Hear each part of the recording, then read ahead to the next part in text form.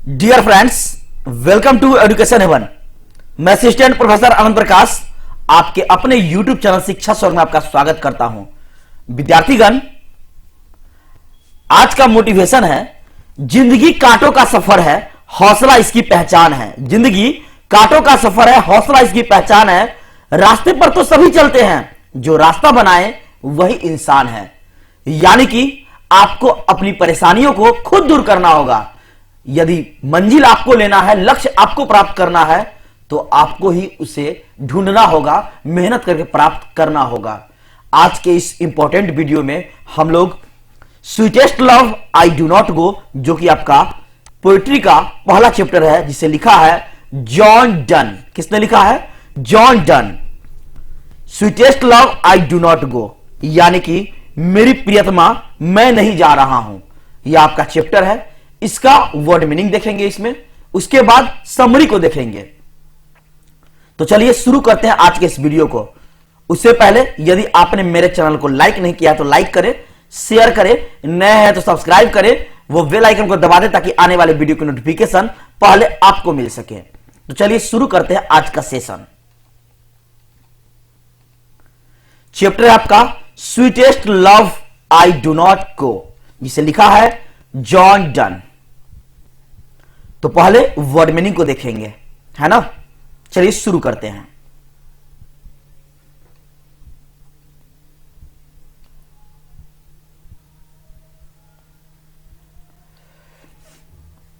Word meaning number 1, weariness, थकान, थकावट, चिंता। जेस्ट, मजाक। वर्ड मीनिंग नंबर 3, डाई, मरना। नंबर 4, यस्टर नाइट, गत रात्रि, बीती हुई रात। फीवल, कमजोर। नंबर 6, ज्वाइनिंग, समझना। Word meaning number 7, take role, भाग लेना। Next, word meaning number 8, parted, छोड़ दिया। नंबर 9, बिलीव, विश्वास। नंबर 10, फॉर्च्यून, भाग्य। 11, वेस्ट, बेकार, नष्ट, बेकार। रूइन, रूइन मतलब भी आपका वही होता है, बेकार या बर्बाद करना। नंबर 12, मेटाफिजिकल, आध्यात्मिक। नंबर 13, इमेजिन्ड, कल्पना, अनुमान। Next, word meaning number 14, realm, दायरा, क्षेत्र, प्रदेश। नंबर 15, ब्लव्ड, प्रेमिका, प्रियतमा। नंबर 16, एक्सप्रेस, वर्णन करना, प्रकट करना या व्यक्त करना। नंबर 17, स्पीडी, शीघ्र, उतावला, जल्दबाजी में। नंबर 18, विंग्स, पंख। नंबर 19, फ्रेज, मुहावरा, वाक्यांश या मुहावरा।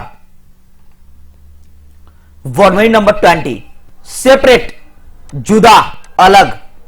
21, एनीवन, वैसे भी। वर्ड मीनिंग नंबर 22, बिट्रियल, यानी कि विश्वासघात। क्या होगा? विश्वासघात।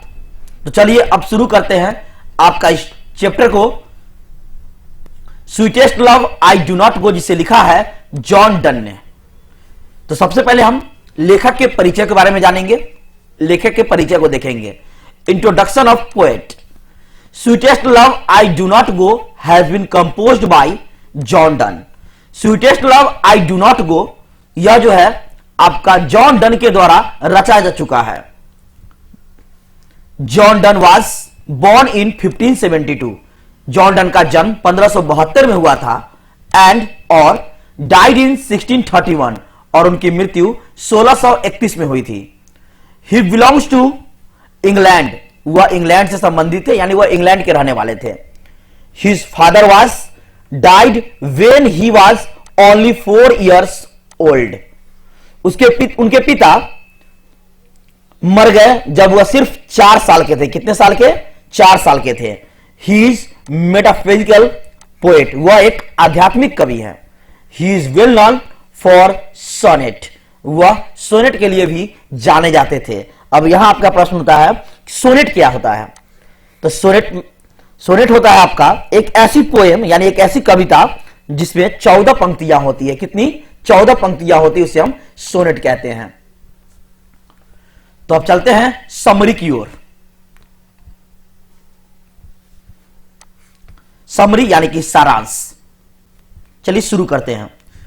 Sweetest love I do not go is a beautiful poem of John Donne. Sweetest love I do not go John Donne के द्वारा रची गई एक सुंदर कविता है, ब्यूटीफुल पोएम है। Here done presented his idea about the sweetest love. इस कविता में जॉन डन ने प्यार को सबसे मीठी चीज, स्वीटेस्ट लव की संज्ञा दी है।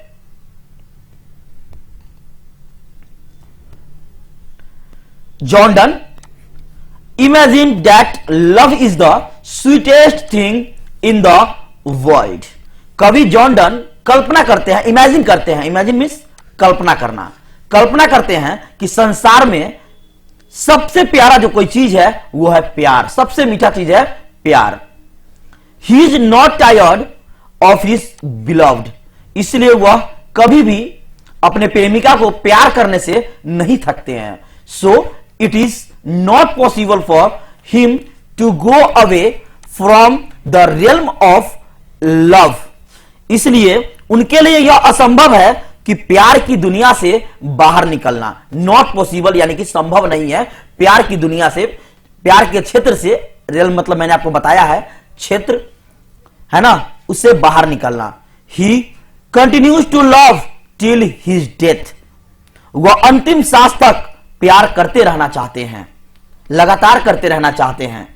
फॉर हिम, उनके लिए love is the fittest thing, उनके लिए प्यार सबसे योग्य चीज है। फिटेस्ट मीन्स योग्य। Next, day after day is love grows young, दिन प्रतिदिन उनका प्यार जो है जवान होता चला जा रहा है, चला जाता है। Yesterday as the sun when to rise and night change into day, कल सूर्य उदय हुआ था और रात दिन में बदल गई थी। The poet move forward to his beloved with fear to express his love, तब कवि जो है अपने प्रेमिका के घर की ओर डरते डरते बढ़ते हैं। फियर मीन्स क्या होता है? डरना। फियर मीन्स क्या होता है? डरना। बिलव्ड मीन्स क्या होता है? आपका प्रेमिका जिनसे वह प्यार करते हैं। तो डरते डरते जो है वह वहां तक जाते हैं, प्यार की ओर बढ़ते हैं। But the poet fails to entice his beloved, लेकिन वह जो अपनी भावनाओं को उनके समक्ष रखने में असफल हो जाते हैं, फेल हो जाते हैं। द पोएट फील्स फीबल, कवि जो है अब कमजोर हो जाते हैं। यहां क्या हो जाते हैं? कमजोर हो जाते हैं। He does nothing in his life, उन्हें ऐसा लगता है कि उनका जीवन कुछ भी नहीं है। किसके बिना? प्यार के बिना। नेक्स्ट,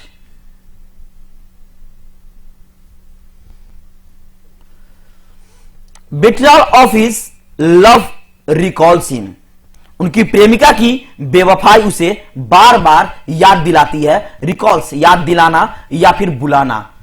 बिट्रायल मींस क्या होता है आपका? विश्वासघात। क्या होता है? विश्वासघात। He tries to revive his love because it gives him strength and art, वह कोशिश करते हैं प्यार में अपने आप को जो है जीवित रखने का, वह प्रयास करते हैं प्रेम को दोबारा जीवित करने के लिए। Because it gives him strength and art, क्योंकि इससे उसे शक्ति और कला मिलता है। स्ट्रेंथ मींस क्या होता है आपका? शक्ति, शक्ति और कला मिलता है। दो, द पोएट इज सैड, हालांकि कवि अभी भी क्या है, उदास है। येट ही इज होपफुल, लेकिन वो अभी भी क्या है, आशावादी है। होपफुल मीन्स आशावादी, कवि को अभी भी आशा है कि उनका प्यार उन्हें मिल जाएगा। दो, his beloved ruins the life of the poet for not saving his love, yet the poet dares to face it। अगर ये कि उनकी प्रेमिका उनके जीवन को खंडर बना गई, बर्बाद कर गई, आपका यहां क्या है, ruins। ruins मीन्स क्या होता है, बर्बाद करना, नष्ट करना। फिर भी कवि जीवन में आए कष्ट को झेलने का साहस करते हैं। फेस मतलब सामना करना, झेलना। डेयर मीन्स क्या होता है आपका, साहस। कभी जो अभी भी उसे सामना करना चाहते हैं, उसे झेलना चाहते हैं। His heart is also breaking, कवि का हृदय भी अब टूट सा गया है। He feels ill, वो अपने आप को बीमार महसूस करते हैं, रोगी समझते हैं अपने आप को। He thinks the gap which is made by her may not be fulfilled, वह सोचते हैं कि उनके मन में जो खाई भरी हुई है वह अभी भी जो है भरी नहीं है या भरी नहीं जा सकती है।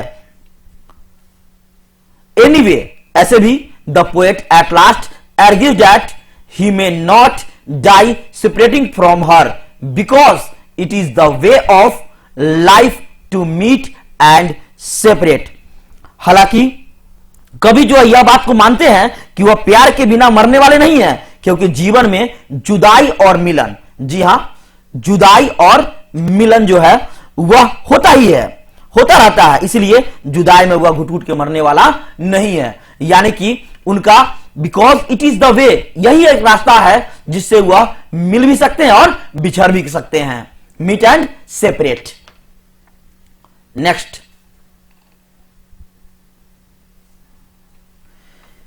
ही टेल्स हिज वाइफ, यानी कि बिलव, जिसको जो उसकी प्रेमिका है, वाइफ है, जिससे प्यार करते हैं, that he will come back soon, वह प्रेमिका को कहते हैं, पत्नी को कहते हैं कि वापस वह जरूर आएंगे।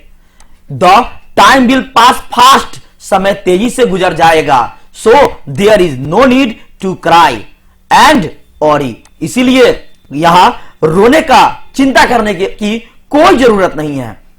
ही says true love never dies, वह कहते हैं प्यार कभी मरता नहीं है।